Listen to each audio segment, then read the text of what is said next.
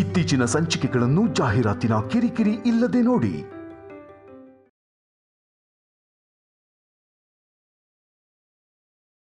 ಅಲ್ಲ, ನಿನ್ ಕಾಲಿಗೆ ಏಟಾಗಿದೆಯಲ್ಲ, ನೀನ್ ಯಾಕೆ ಬಂದ್ಯಮ್ಮ?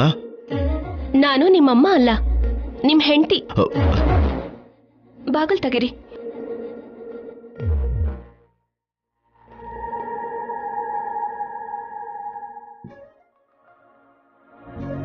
ತಗೊಳ್ಳಿ ನಿಮ್ ಸೋಪ್.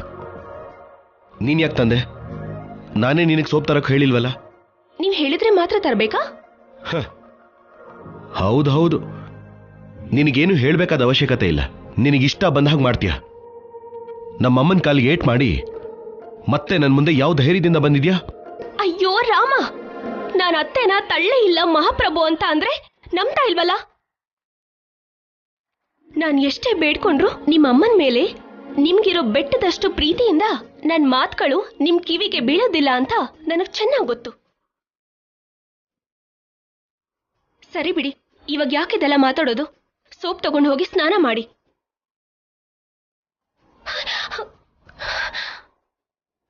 ಕೊಟ್ಟಾಯ್ತಲ್ಲ, ಹೋಗು.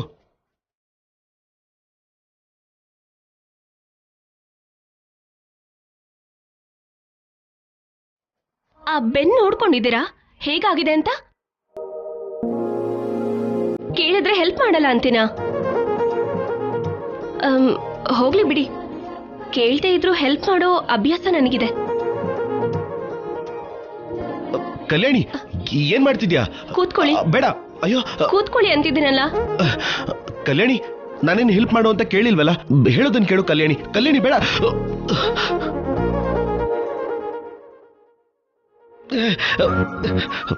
ಏನ್ ಮಾಡ್ತಿದ್ಯಾ?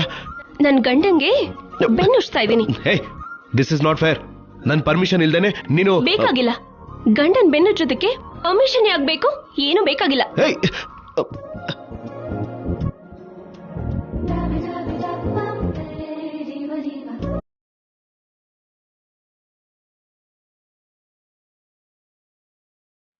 ನೀನ್ ಬೆನ್ನು ಉಸ್ತಿರೋದ್ರಲ್ಲಿ ಅರ್ಥ ಆಗ್ತಾ ಇದೆ ನಿನಗ್ ನನ್ ಮೇಲೆ ಎಷ್ಟು ಕೋಪ ಇದೆ ಅಂತ.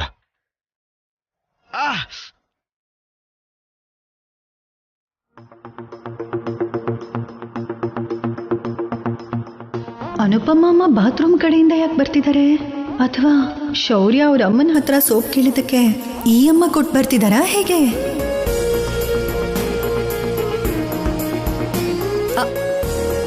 ಏನಮ್ಮ, ನಿಮ್ಮ ಅಳಿಯಂಗೆ ಸೋಪ್ ಕೊಟ್ಟು ಬರ್ತಿದ್ದೀರಾ?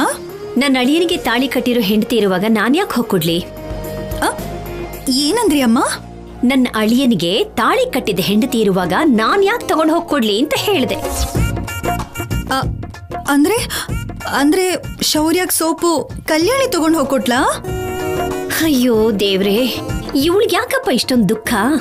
ಅದ ಹಾಗಲ್ಲಮ್ಮ, ಅಂದ್ರೆ ಅವರಿಬ್ರಿಗೂ ಜಗಳ ಆಗಿದೆ ಅಲ್ವಾ? ಹೋ, ನಿನಗೂ ನಿನ್ ಗಂಡನ್ಗೂ ಯಾವತ್ತೂ ಜಗಳ ಆಗಿಲ್ವಾ? ಆಗಿದೆ ಅನ್ಕೊಳ್ಳಿ, ಆದ್ರೆ ಆ ಜಗಳ ಈ ಜಗಳ ಒಂದೇನಾ? ನಿಮ್ ಹಾಗೇನೆ ಅವರಿಬ್ರು ಕೂಡ ಗಂಡ ಹೆಂಡತಿ. ಅಂದ್ರೆ ಅವರಿಬ್ರು ಒಂದಾಗ್ಬಿಟ್ರಾ? ಅವರಿಬ್ರು ಒಂದಾಗ್ಬಾರ್ದು ಅಂತ ದಮಯಂತಿ ಹಾಗೆ ನೀನು ಕೂಡ ಕೇಳ್ಕೊಳ್ತಿರೋ ಹಾಗಿದೆಯಲ್ಲ. ಅಯ್ಯೋ, ಅಂತದೇನೋ ಇಲ್ಲಮ್ಮ. ಆದ್ರೂ ನಾನ್ ಯಾಕೆ ಹಾಗ ಅನ್ಕೋತೀನಿ? ತುಂಬಾ ಒಳ್ಳೇದು.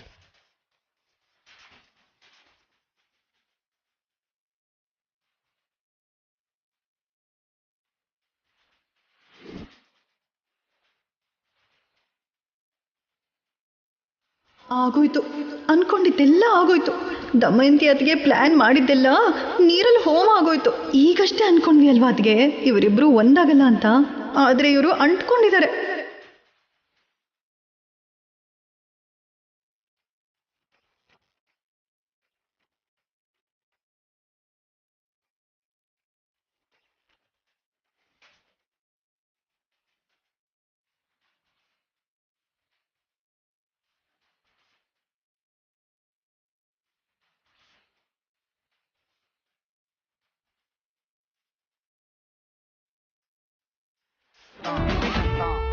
ಅದ್ಗೆ ಅದ್ಗೆ ಆಗೋಯ್ತದ್ಗೆ, ಎಲ್ಲ ಆಗೋಯ್ತದ್ಗೆ.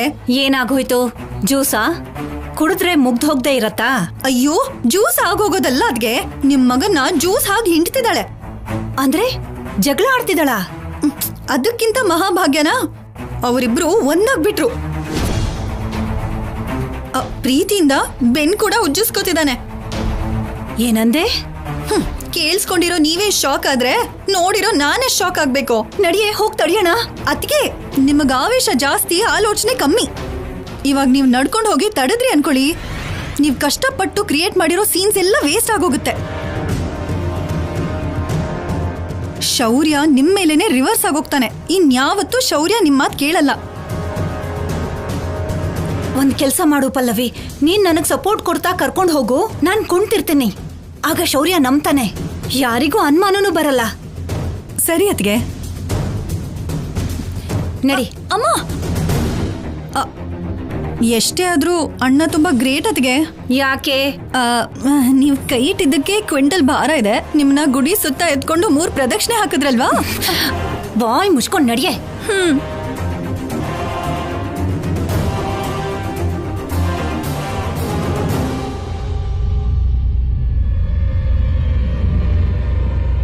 ಪಲ್ಲವಿ, ಅಯ್ಯೋ, ಅತ್ತೆ ಕರೀತಿದಾರ ಅತ್ಗೆ. ಏ ಪರವಾಗಿಲ್ಲ, ಬಾರೆ. ಪಲ್ಲವಿ, ಕರೀತಿರೋದು ನಿನ್ನನ್ನೇ. ಅತ್ಗೆ, ಅತ್ತೆ ಕೋಪ ಬಂದಿರೋ ಹಾಗಿದೆ. ಹೋಗ್ಲಿಲ್ಲ ಅಂದ್ರೆ ನನ್ ಕತೆ ಅಷ್ಟೇ. ಹೋಗ್ ಬರ್ತೀನಿ ಅತ್ಗೆ. ಸಾರಿ ಅತ್ಗೆ. ಪಲ್ಲವಿ, ಪಲ್ಲವಿ! ಅಯ್ಯೋ, ಮಧ್ಯದಲ್ಲೇ ಬಿಟ್ಟು ಹೊರಟೋದ್ಲಲ್ಲ ಇವಳು.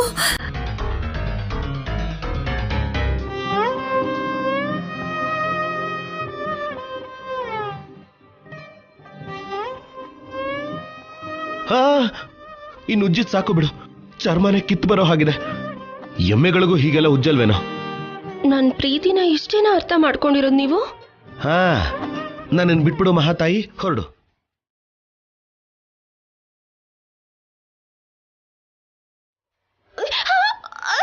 ಏಯ್,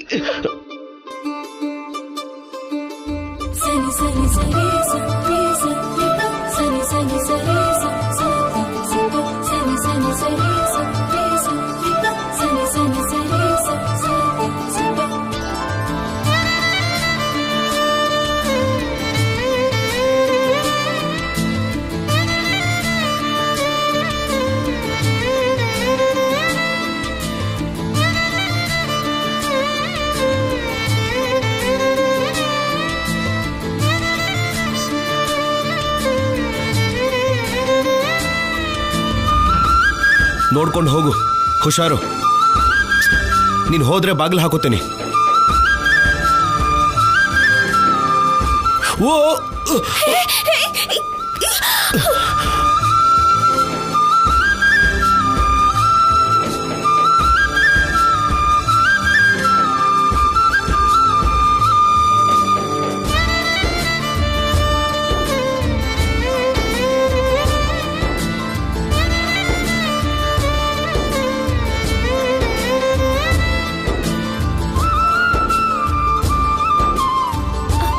ಅಯ್ಯೋ, ಹುಷಾರು ಆಫೀಸರ್, ಬಿದ್ದು ಹೋಗ್ತೀರಾ.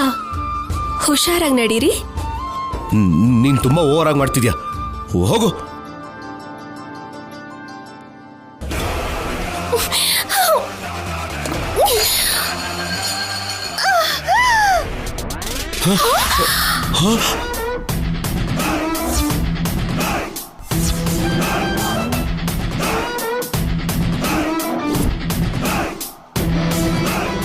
ಅಯ್ಯೋ ಅಮ್ಮ, ನಿನ್ ಕಾಲಿಗೆ ಏಟಾಗಿದೆ ಅಂತ ಮರ್ತು ಹೋಗಿ ಸೋಪ್ ತಗೊಂಡ್ ಬಾ ಅಂತ ನಾನೇ ಕರೆದೆ.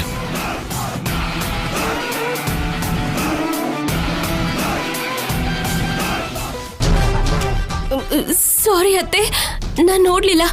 ನಾನು ಹೊರಗಡೆ ಬರುವಾಗ ಕಾಲ್ ತಾಗಿ ನೀರು ನಿಮ್ಮೇಲ್ ಬಿತ್ತು ಅಷ್ಟೇ. ನಾಟಕ ಆಡ್ಬೇಡ, ನನ್ನ ನೋಡಿನೇ ನಿನ್ ಬಿನ್ಗೆ ಒದ್ದಿತ್ತು. ಅಯ್ಯೋ ಇಲ್ಲ ಅತ್ತೆ. ಸಾಕು ಸುಮ್ಮನೆ.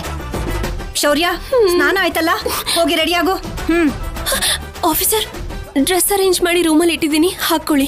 ಏನು, ನನ್ ಮಗನಿಗೆ ಸೇವೆ ಮಾಡ್ತಾ ಅವ್ನ ಮನ್ಸನ್ ಬದಲಾಯಿಸ್ಬೇಕು ಅಂತ ನೋಡ್ತಿದ್ಯಾ? ಈ ನಾಟಕದ ಬುದ್ಧಿನ ನನ್ನ ಹತ್ರ ತೋರ್ಸೋದನ್ ಬಿಟ್ಬಿಡು. ಅಮ್ಮ, ಹೋಗ್ಲಿ ಬಿಡು.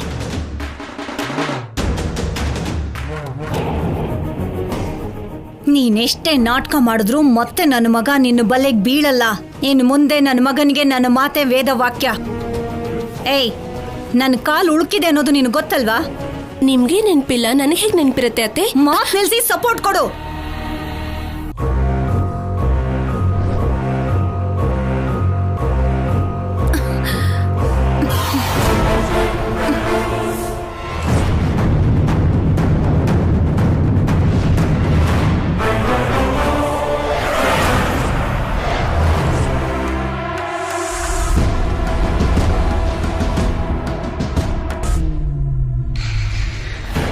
ಕಾಲಿಗೆ ಆಯಿಂಟ್ಮೆಂಟ್ ಹಚ್ಚು. ಆಯ್ತು ಅತ್ತೆ.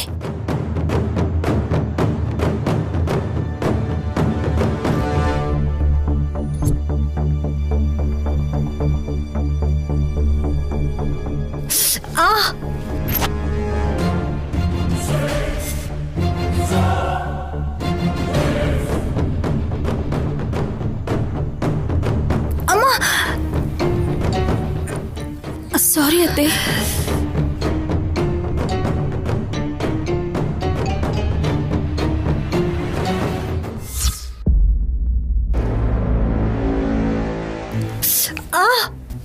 ಏನಾಯ್ತತ್ತೆ? ಏಟಾಗಿರೋದು ನಮ್ಮ ಅಮ್ಮನ ಕಾಲ್ಗೆ. ನಿನಗೆ ಏಟಾಗಿದ್ದಿದ್ರೆ ನೋವು ಗೊತ್ತಾಗ್ತಿತ್ತು. ಆಯಿಂಟ್ಮೆಂಟ್ ನಿಧಾನವಾಗಿ ಹಚ್ಚು. ಅಮ್ಮ ಹುಷಾರು, ನಾನು ಹೊರಗಡೆ ಹೋಗಿ ಬರ್ತೀನಿ.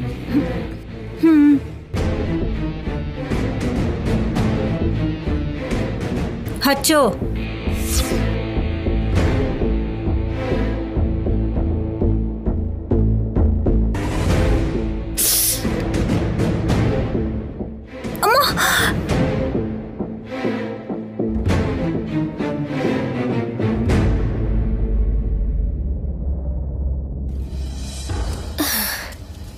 ತಡ ಆಯ್ತು ಅಂತ ನನ್ ಮೇಲೆ ಕೋಪ ಮಾಡ್ಕೋಬೇಡ ಕಂದ.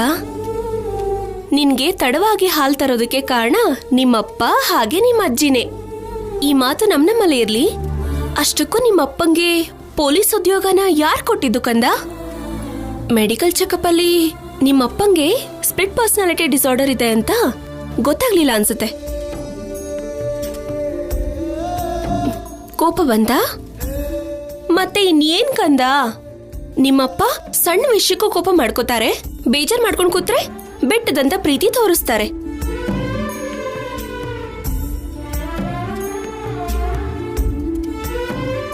ನನ್ನ ಇಡೀ ಜೀವನ ಪೂರ್ತಿ ನಿಮ್ಮಪ್ಪನ್ನ ಅರ್ಥ ಮಾಡ್ಕೊಳ್ಳೋದ್ರಲ್ಲೇ ಕಳಿತೀನಿ ಅನ್ಸುತ್ತೆ ಕಂದ. ಆದ್ರೂ ನಿಮ್ಮಪ್ಪಂಗಂದ್ ಏನ್ ಉಪಯೋಗ? ಪರಿಸ್ಥಿತಿ ಆಗಿದೆ ಅಷ್ಟೇ. ನೋಡಿದ ತಕ್ಷಣ ಮೋಡಿ ಮಾಡೋ ಹಾಗೆ ಮೊನ್ನೆವರೆಗೂ ಆ ಸಂಪದ ನಾಟಕ ಆಡಿದ್ಲು. ಈಗ ನೋಡಿದ್ರೆ ನಿಮ್ಮ ಅಜ್ಜಿ. ಮೊದ್ಲೆಲ್ಲ ನನ್ನ ನೋಡಿದ್ರೇನೆ ಆಗ್ತಾ ಇರ್ಲಿಲ್ಲ. ನಿಮ್ಮಪ್ಪ ತಾಳಿ ಕಟ್ಟದ್ಮೇಲೆ ಶತ್ರು ಹಾಗೆ ನೋಡಿದ್ರು. ಹೊರಟೋಗಿರೋ ನಿಮ್ಮಮ್ಮ ವಾಪಸ್ ಬಂದ್ಮೇಲೆ ನನ್ನ ಅವ್ರ ಮಗಳ ಹಾಗೆ ನೋಡ್ಕೊಂಡ್ರು. ಈಗ ಮತ್ತೆ ಮೊದ್ಲಿನ ಹಾಗಾಗಿದ್ದಾರೆ. ಒಂದ್ ಕೆಲ್ಸ ಮಾಡೋಣ ಕಂದ, ನಿಮ್ಮಪ್ಪನ್ನು ನಿಮ್ಮ ಅಜ್ಜಿನೂ ಕರ್ಕೊಂಡು ಹೋಗಿ ಹುಚ್ಚಾಸ್ಪತ್ರೆಗೆ ಸೇರ್ಸಣ್ವಾ? ಯಾರೋ ಹೇಳಿದ್ ಕೇಳಿಸ್ಕೊಂಡಿದ್ದೆ. ಪೇಷಂಟ್ ನ ಕರ್ಕೊಂಡೋಗಿ ಅಡ್ಮಿಟ್ ಮಾಡಿದ್ರೆ 15,000 ಕೊಡ್ತಾರಂತೆ. ಅವರನ್ನಲ್ಲಿ ಜಾಯಿನ್ ಮಾಡಿಸಿ ನಾವ್ ಆ ದುಡ್ಡಿಂದ ಬೇಕಾದಷ್ಟು ಬೊಂಬೆಗಳನ್ನ ತಗೊಳ್ಳೋಣ, ಸರಿನಾ? ಅರೆ, ನೀನ್ ನಗ್ತಿದ್ಯಾ ಅಂದ್ರೆ ಗ್ರೀನ್ ಸಿಗ್ನಲ್ ಕೊಟ್ಟ ಹಾಗೆ ಅರ್ಥ. ನಿಮ್ಮಪ್ಪ ಬರ್ತಿದ್ದ ಹಾಗೆ ಇಬ್ರನ್ನೂ ಕರ್ಕೊಂಡು ಹೋಗ್ಬಿಡೋಣ, ಸರಿನಾ?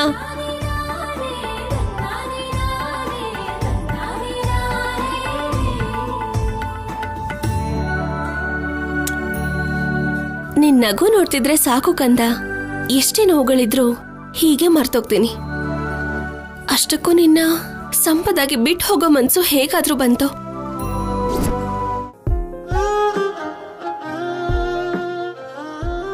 ನಿಜ ಹೇಳು, ನನ್ನ ಮೇಲೆ ನಿನಗೆ ಕೋಪ ಬರ್ತಿಲ್ವಾ? ಯಾಕೆ ಸಿದ್ದು? ನಾನು ಪ್ರೀತಿಸಿದಕ್ಕೆ ಅಲ್ವಾ ನಿನಗಿಷ್ಟು ಕಷ್ಟಗಳು? ಸಿದ್ದು, ಇನ್ಯಾವತ್ತೂ ಹಾಗನ್ಬೇಡ. ನನ್ ಮನ್ಸಿಗೆ ತುಂಬಾ ಕಷ್ಟ ಆಗುತ್ತೆ. ನಿನ್ನ ನೋಡಿದ್ರೆ ಹೆಮ್ಮೆ ಅನ್ಸುತ್ತೆ ಸ್ಯಾಮ್. ನೀನ್ ಹಾಗೆ ಈ ದಿನಗಳಲ್ಲಿ ಎಷ್ಟು ಜನ ಇರ್ತಾರೆ ಹೇಳು? ಹಾಗನ್ಬೇಡ ಸಿದ್ದು. ನಿನ್ ಜೊತೆನೆ ನನ್ ಜೀವನ. ಅದು ಬದುಕೋದಕ್ಕಾದ್ರೂ ಸರಿ, ಸಾಯೋದಕ್ಕಾದ್ರೂ ಸರಿ. ಪ್ರೇಮ ಪಕ್ಷಿಗಳು ಅಂದ್ರೆ ನೀವಿಬ್ರೇ ಅನ್ಸುತ್ತೆ. ಅಮ್ಮ,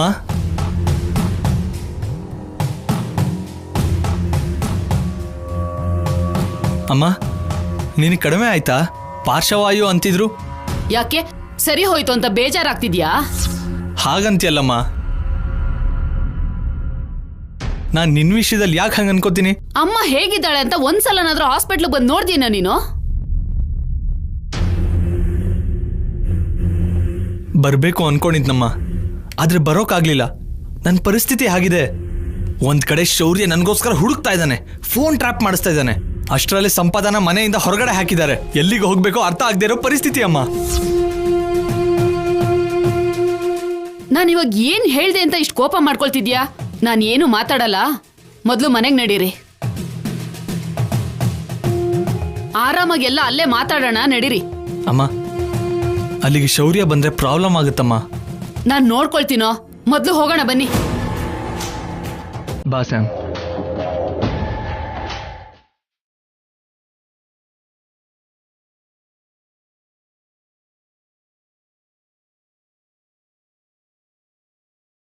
ಏನ್ ಪಾರ್ವತಿ, ಏನ್ ಯೋಚಿಸ್ತಿದೀಯಾ? ಪುರೋಹಿತರು ಹೇಳಿದ ಮಾತುಗಳು ನೆಮ್ಮದಿಯಾಗಿರೋದಕ್ಕೆ ಬಿಡ್ತಿಲ್ಲ ರೀ. ಗಿರಿಜಾ ಕಲ್ಯಾಣ ನಡೆದ್ರೆ ಶೌರ್ಯ ಕಲ್ಯಾಣಿ ಮಧ್ಯೆ ಇರೋ ಪ್ರೀತಿ ಬಲವಾಗುತ್ತೆ. ಆದ್ರೆ ಇವಾಗ ಆ ಪೂಜೆಗೆ ಶೌರ್ಯ ಒಪ್ಕೊಳ್ಳೋ ಪರಿಸ್ಥಿತಿಲಿಲ್ಲ. ನಿಜನೇ ಪಾರ್ವತಿ, ನಮ್ಮ ಮನಸ್ಸಿನ ನೋವನ್ನ, ಸಂತೋಷನ ಕಲ್ಯಾಣಿ ಅನುಪಮ ತಕ್ಷಣ ಅರ್ಥ ಮಾಡ್ಕೋತಾರೆ. ನಾವೇನಾದ್ರೂ ಹೇಳಿದ್ರೆ ತಪ್ಪದೇನೆ ಮಾಡ್ತಾರೆ. ಮನುಷ್ಯ ಒಳ್ಳೆಯವನೇ, ಆದ್ರೆ ಹಠವಾದಿ. ನಾವು ಕೇಳಿದ್ರೆ ಒಪ್ತಾನೆ ಅನ್ನೋ ನಂಬಿಕೆ ನನಗಿಲ್ಲ. ಅಮ್ಮ, ಮೊದಲು ನೀವಿಬ್ರು ಊಟ ಮಾಡಿ, ಆಮೇಲೆ ಬೇರೆ ವಿಷಯ ಎಲ್ಲ ಮಾತಾಡಬಹುದು. ನಡಿ ಪಾರ್ವತಿ. ಬನ್ನಿಮ್ಮ.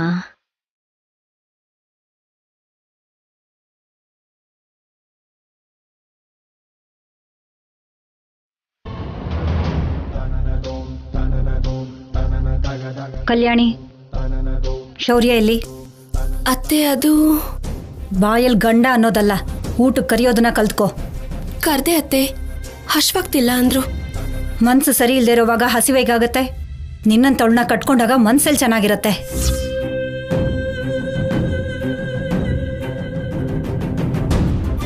ಕಲ್ಯಾಣಿ,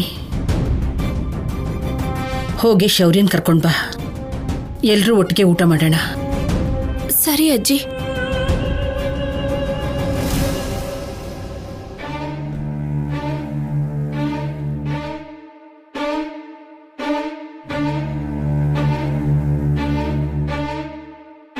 ಆಫೀಸರ್, ಊಟ ಮಾಡೋಣ ಬನ್ನಿ. ನಿನಗೆ ಆಲ್ರೆಡಿ ಹೇಳಿದ್ನಲ್ಲ ನನಗೆ ಹಸುವಿಲ್ಲ ಅಂತ.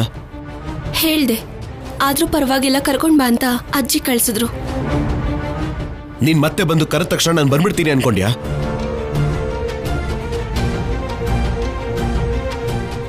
ಕಲ್ಯಾಣಿ ಕರೆದ್ರೆ ಬರೋಲ್ಲ, ಅಮ್ಮ ಕರೆದ್ರು ಬರಲ್ವಾ ಶೌರ್ಯ? ಮನ್ಸು ಯಾಕೋ ಸರಿ ಇಲ್ಲಮ್ಮ, ನನಗೆ ಹಸುವು ಇಲ್ಲ. ಒಬ್ನೇ ಕೂತ್ಕೊಂಡು ಯೋಚನೆ ಮಾಡ್ತಿದ್ರೆ ಒಂಟಿತನ ಹೆಚ್ಚಾಗತ್ತೆ ಶೌರ್ಯ. ಅದೇ ನಾವು ಪ್ರೀತಿಸಿದವ್ರ ಜೊತೆಲೇ ಇದ್ರೆ ನಮಗೆ ಎಷ್ಟೇ ನೋವಿದ್ರೂ ಕೂಡ ಅದು ಚಿಕ್ಕದು ಅನ್ನಿಸ್ಬಿಡುತ್ತೆ. ಸರಿಯಾಗಿ ಹೇಳಿದೆ ಅನುಪಮ. ಇವಾಗ ಏನಾಯ್ತು ಅಂತ ನೀನು ಹೀಗಿದೆಯಾ ಶೌರ್ಯ? ಕಲ್ಯಾಣಿ ಮಿಸ್ ಆಗಿ ನಿಮ್ಮಮ್ಮ ಕೆಳಗಡೆ ಬಿದ್ಲು ಅಷ್ಟೇ ಅಲ್ವಾ? ಅದಕ್ಕೆ ನೀನು ಊಟ ಬಿಡ್ಬೇಕಾ? ಕಲ್ಯಾಣಿ ಮೇಲೆ ನೀನ್ ಕೈ ಎತ್ತಿದೆ. ಆ ಮಾತಿಗೆ ಬಂದ್ರೆ ಕಲ್ಯಾಣಿ ಇನ್ನೆಷ್ಟು ನೋವು ಪಡ್ಬೇಕು?